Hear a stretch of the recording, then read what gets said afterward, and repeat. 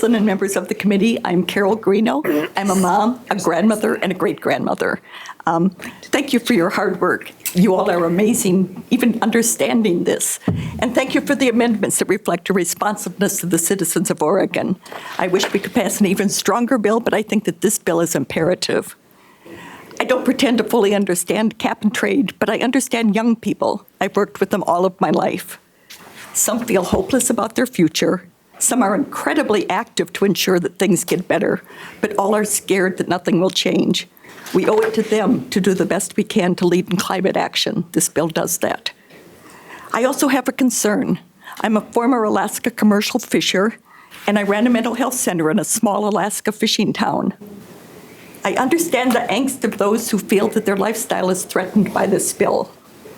I remember sitting with a fisherman who had been told to retire by his doctor. He came to my office in a mix of panic and despair on the first day of the season. He didn't know who he was without his profession. I also worked with loggers.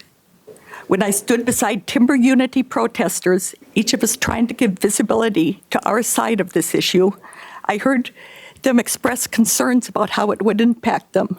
I heard much misinformation that fueled their fears, as well as some legitimate questions. But I also realized they had the same existential fear, that the core of who they were was being threatened. So I'm glad to see the attempts that have come to reach out to impacted communities and livelihoods that are in the amendments. My dream is that after we pass this bill, we begin to heal this divide by doing outreach comparable to what we did with the Student Success Act, going around, listening to people, talking to people. We need to be sure we don't only tell the opponents of this bill what we'll do for them. We need to create a safe space once we've passed the bill to hear from them, to hear the impact, and to respond. Hopefully we can pass it and begin the healing as we move on to save our future. Thank you. Thank you so much, Carol. Thank you. Mr. Chair, may I ask this panel a question? If it's a quick one. It's a very quick one. Do any of you know how much CO2 a year we will remove, we will mitigate? Haven't gone into the weeds. Pardon? Haven't gone that far into the weeds.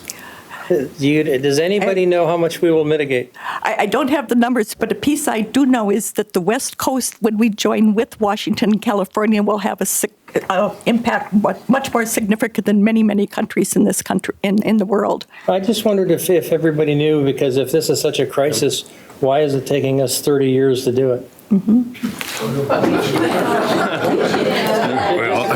okay.